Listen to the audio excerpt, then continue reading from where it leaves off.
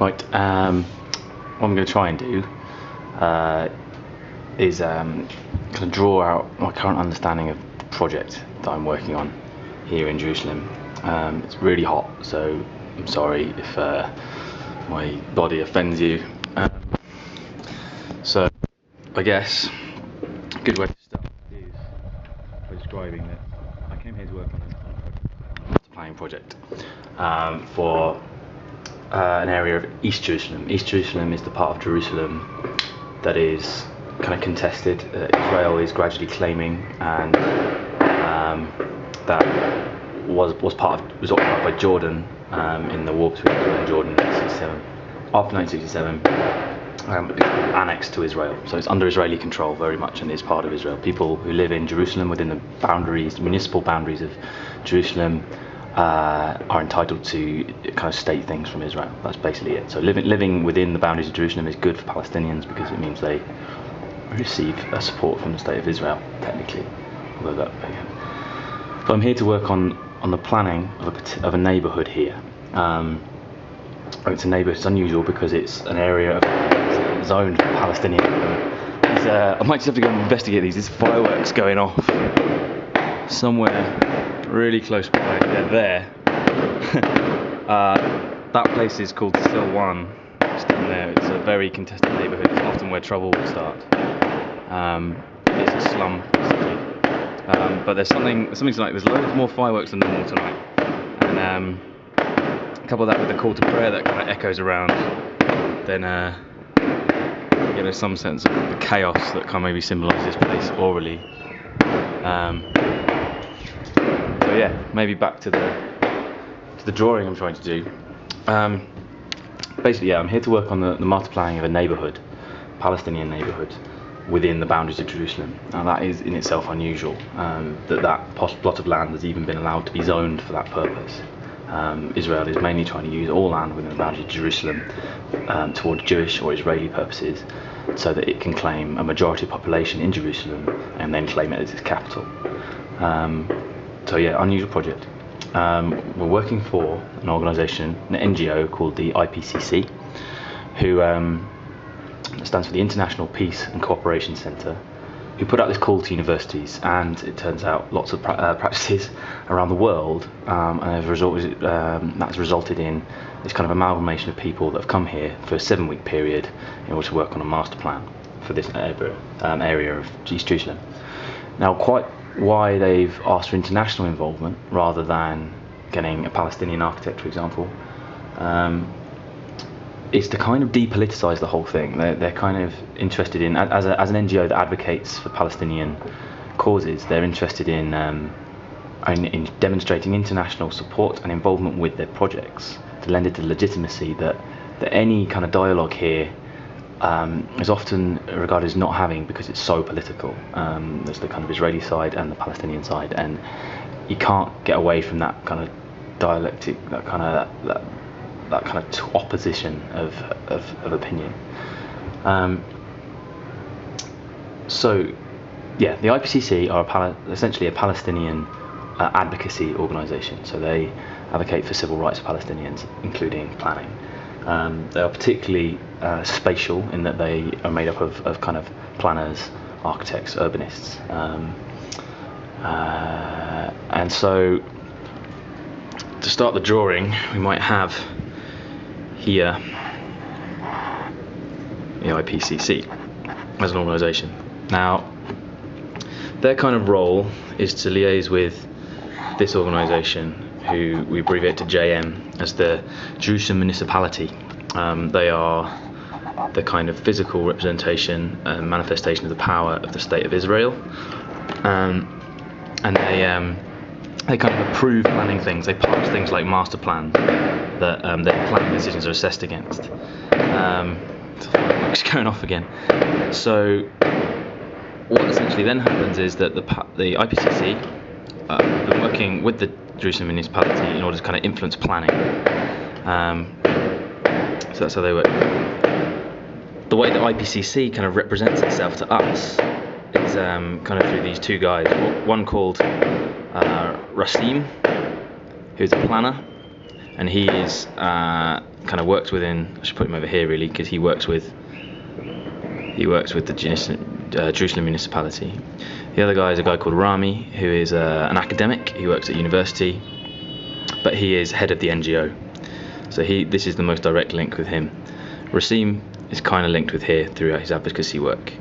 You then have this kind of character that we've been hearing more and more about called Omar Youssef, who is quite a famous kind of Palestinian architect. I met him today. Completely coincidentally, I went to something in Ramallah, which is the kind of prospective capital of Palestine when it becomes a nation.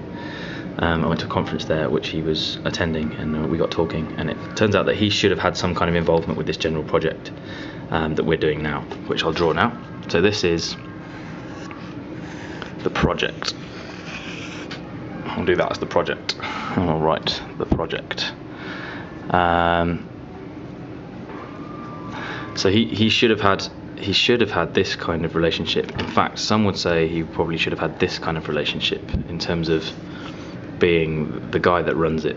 He's an architect, whereas this guy's an academic, theorist, planner, a political scientist, and this guy is definitely a planner. Sorry, Rami is a political scientist, Rasim is a planner, Omar's an architect.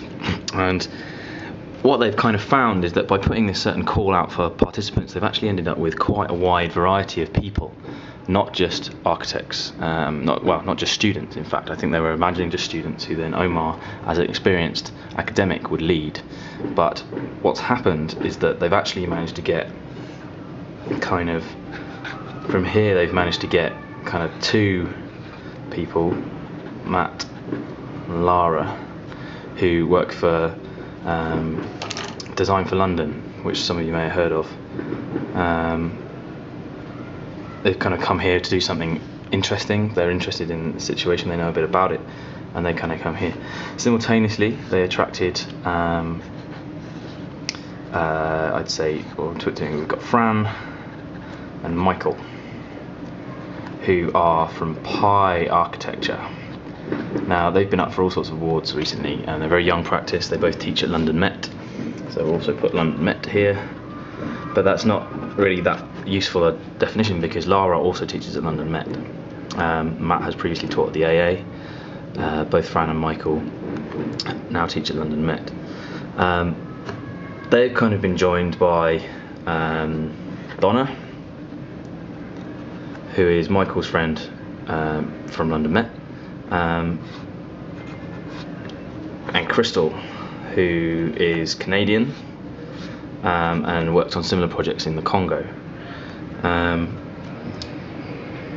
Michael and Donna are Irish and have a certain way of seeing the world. I mean, these kind of group of people started to form themselves as a group.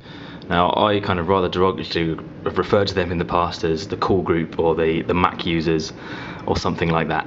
And I'll go on to describe this, but I'm becoming to have more an affinity with this group because of their methodology that they've approached this project. What then happened is that there's also Kristen,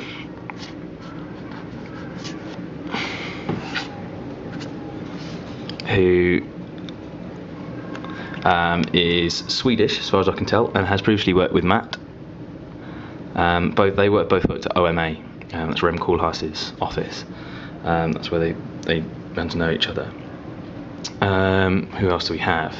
We kind of then have this lady called Daniela, who is Italian and is currently teaching and studying at MIT. That's the Massachusetts Institute of Technology, which is in America. Kristen, is between jobs, so she's kind of looking for something interesting to do. So is Daniela. We then have Marcelo, who is Brazilian but a student in Germany. We have Joanna, who is German but has been living in Jerusalem for 4 years. So kind of good resource there. And then I'd say after this it gets a bit tricky, because we kind of have Rob, who's another Canadian, who is a student. He's kind of in a similar position to me. He's just about to start his final year. We have Kevin, who is a Scottish student. He's at Strathclyde. He's just finished his final year of architecture and is kind of topping up to a master's. And then we have, who else do we have? We have Dorota, who is a student at London Met. She's actually studying under Lara in terms of dissertation. So there's this kind of link. And then I guess we'll put me here because I joined the project late, and so kind of me coming in from here and seeing all of this after a period of 1 week. 1 week I came, well, 10 days. And what should have happened is that there'd been some kind of organisation, and that what I expected when I came was that this guy here provide some kind of leadership framework in order that to use these group of people for a period of 7 weeks to produce a project or a master plan that the IPCC could use to negotiate with the Jerusalem municipality in order to kind of achieve a kind of go ahead for Palestinian development. Now, what's kind of happened is that this guy here, I'm going to switch to a red pen now, this has not been happening, and instead what has happened is that there's this guy called Ellis who is British. I think he's part Jewish. I think he's here. He's been working with the IPCC as an intern for his year out, architectural year out. So instead of this, Ellis has been kind of being the go-between for this project, and he's kind of capable. He's a very hard-working, very intelligent guy, but he's not really capable of leading this diverse group of what's turned out to be mostly professionals. Now, he's actually gone away at the minute, and that's because of visa problems. He's been working here on a tourist visa. So what's kind of happening now is that not even he's here, and there's someone from IPC supposed to be taking his stead. So this kind of group here, as an entity, have kind of resorted, under the face of confusion, because it's a weird place, weird context.